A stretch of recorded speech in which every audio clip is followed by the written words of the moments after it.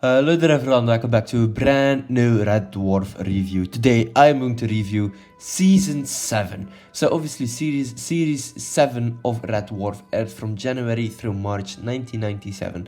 It starred Chris Berry as Arnold Rimmer for the initial 2 episodes and cameos in another 2, Greg Charles as Dave Lister, Danny John Jules as Kat, Robert Llewellyn as Crichton, and introduced Chloe Annett as Christine Kachansky beginning in the 3rd episode. Christine Kachansky is also recast in the previous season, so season 1, 2 and 3 I believe. Christine Kachansky was played by a Scottish female actress, and now obviously she was recast with more like a British accent, which is kind of interesting.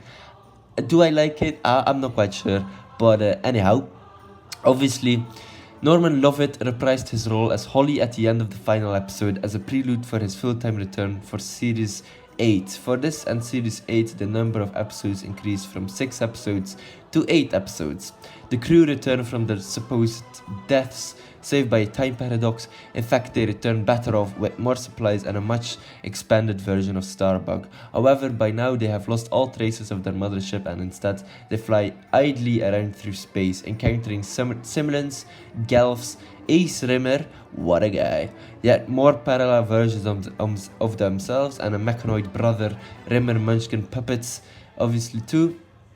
The rinse cycle of the ship's ductwork, nanobots, and the characters of Pride and Prejudice, an intelligent virus, and most disturbingly of all, the President of the United States himself.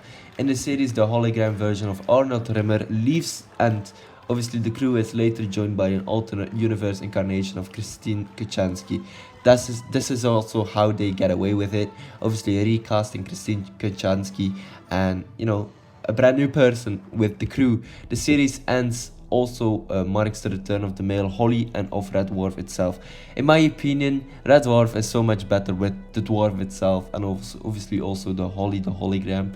So yeah, alright. Main cast obviously include Greg Charles as Dave Lister, Chris Berry as Arnold Rimmer, Danny John Jules as Kat, Robert Llewellyn as Crichton, and obviously Chloe Annett as Christine Kachansky as well, and Holly. So there we go, played by Norman Levitt. So there we go.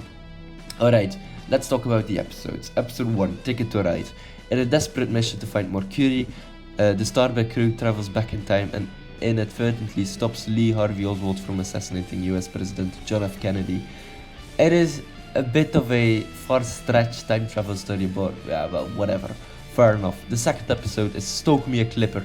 Arnold is recruited by the new Ace Rimmer, the cross-dimensional defender of virtue in the multiverse. That was a great episode, to be honest. I love me some good Ace Rimmer. The next one is Ouroboros. The crew meet their doubles from a parallel universe, including a still-alive Christine Kachansky, and Lister discovers his origins. Yeah, the origins of Lister is also very weird, but I really like this episode, surprisingly. I really like the parallel universe where they have like this dimensional gateway where they walk in and they see the other selves, they see themselves, but the other versions from alternate reality. Yeah, it was kind of interesting. Obviously, the next one, the 4th episode, is Duct Soup. A powerful failure causes the crew to have to travel through the substantial duct system of the now enlarged Starbug, and the crew do some venting of their own as well. So alright, the 5th episode is Blue. Lister grows to miss Rimmer until a virtual reality simulation by Crichton sets him straight. Yeah, okay, that was also a really great episode, and Rimmer and Lister kiss, which is kind of weird. I want to forget that, but yeah, it was funny as well. Alright, nice. The 6th episode is Beyond the Joke. After the crew ignore Crichton's efforts to celebrate his anniversary of joining the crew, he literally blows his stop as well. Alright, the next one, episode 7, Epidemic. Lister gets infected with a deadly but charismatic virus as well. And the 8th episode is Nanarchy. Trying to restore Lister to full health, the crew stumbles upon the truth about what happened to Red Dwarf. So there we go. There was a 3-year hiatus from 1993 to 1997 between Series 6 and Series 7, with production in 1996 and airing in 1997. The longest span between series at the time. Series 8 was filmed in 1998 and aired in early 1999. There was then a 10-year gap between Series 8 and Back to Earth miniseries, which is interesting. Yeah, you can also see how the actors aged in those 10 years, so yeah, there we go.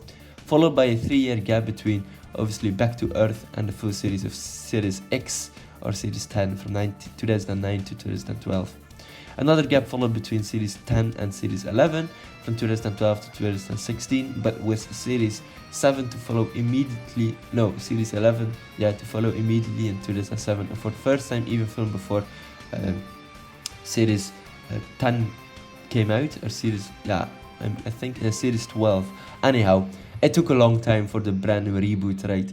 Series 7 and later Series 8 were produced without Rob Grant, and he has decided to move on to a new project by the time, ending his long-running writing partnership with Dougnaylor, to whom he left full creative control of Red Dwarf.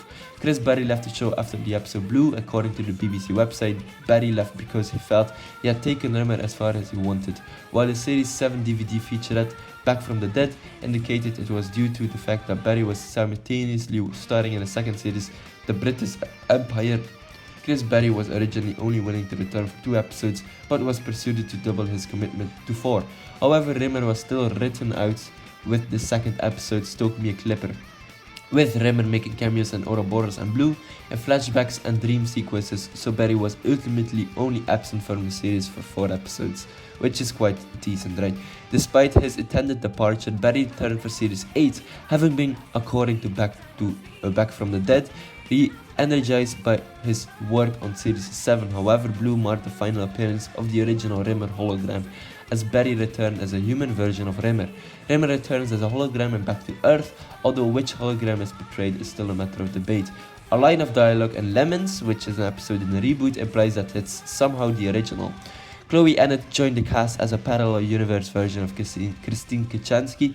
According to several sources, Annett was not brought in to replace Chris Barry, but in order to have a female lead for the Red Dwarf movie to be more marketable in Hollywood. But that didn't happen, and same goes obviously with Doctor Who. Doctor Who also had like an American television movie, that also kind of worked out, but afterwards there was no series commissioned, which is really interesting. I mean, yeah, Dougnaylor and Rob Grant really wanted to have like a American Hollywood version of Red Dwarf, kind of like Star Trek. I don't know, there is this entire pilot filmed, which didn't even air, which is kind of interesting.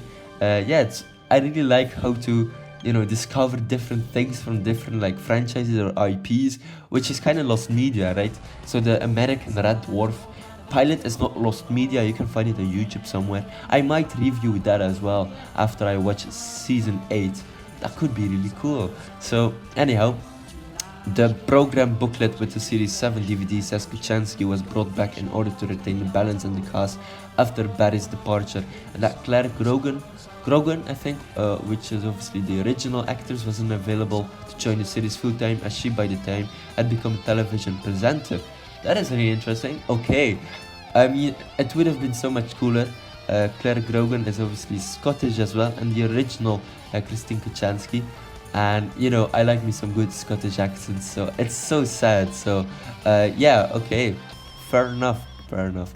So there we go. Alright, Annett actually appeared in 2 science fiction series during the first part of 1997. First, she appeared in Series 7 of Red Dwarf, and then 1 week before the final episode of the series aired, her second series, the time travel detective series Crime Traveller, debuted. Although highly rated, a change of management at the BBC would later be blamed for the second series of Crime Traveller not being commissioned. Both Series 7 of Red Dwarf and the run of Crime Traveller lasted 8 episodes. Norman Levin briefly returns as Holly during the last episode of the series Anarchy. In Series 8, he comes back as a regular guest member, serving as the last appearance of Holly in the BBC era.